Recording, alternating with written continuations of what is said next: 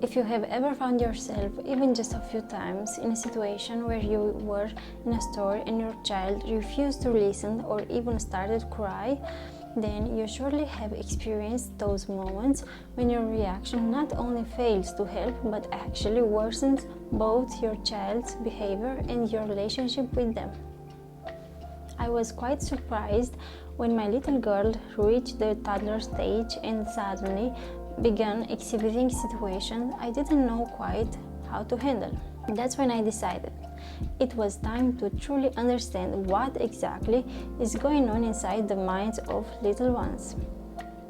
In doing so, I uncovered the common mistakes we often make, but the good news is that there are also very effective solutions that help in the long term, not just in the moment. 5 mistakes we often make.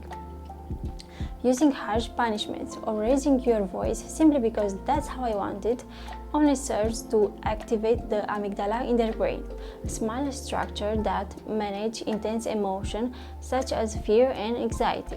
The result? The child does not learn what is right and wrong because their prefrontal cortex is essentially shut down by stress. Instead, they merely learn how to avoid punishment. The solution: use natural consequences and teach the child through cooperation and repair. For example, if they break something, help them understand how to fix or replace it. Perhaps you say, "I want you to be calm," yet your tone or body language communicates exactly the opposite. What is truly fascinating about a child's brain is that it has a very sensitive radar, detecting messages more effectively through what it sees and feels rather than through what it hears. The lack of consistency activates areas in the medial prefrontal cortex responsible for social trust. If the message is confusing, the child cannot decide whom to trust, which leads to defiance or defensiveness. It's like trying to navigate with a broken compass. You don't know where to go, and similarly, your child does not know what to expect. The solution: be the model of calm and empathy. The mirror neurons in your child's brain will mirror your tone and attitude. You're lazy. These words have a devastating effect on a child's brain. They can activate neural networks responsible for negative self-evaluating and social pain. This kind of labeling becomes a self-fulfilling prophecy. The child begins to perceive themselves that way and behaves according to this negative image. The solution? Instead of telling them what they are doing wrong, it's much more effective to tell them what you appreciate about them. The brain responds far better to rewards and validation.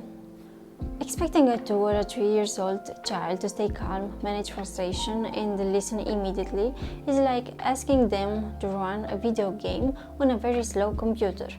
The area responsible for self-control, the prefrontal cortex, which I already talked about, only begins to develop in the early years and continues to mature gradually until around the age of 25. The solution: adjust your expectation and provide your child with calm support, gentle guidance, and patience, not unrealistic demands. Perhaps the most important mistake is forgetting that above all else, a child needs to feel loved and safe.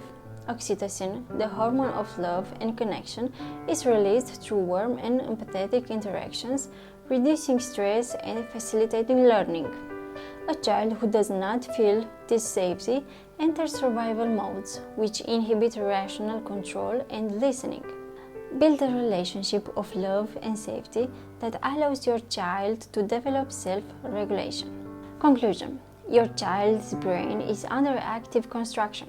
You are its architect. Every reaction, word, and gesture matters. Choose to be a gentle, understanding, and a present architect, not a critical one. My challenge for you today: try to notice one mistake from this list in your own relationship with your child and transform it into a gesture of empathy and patience. You'll be amazed how much it can change the dynamic between you.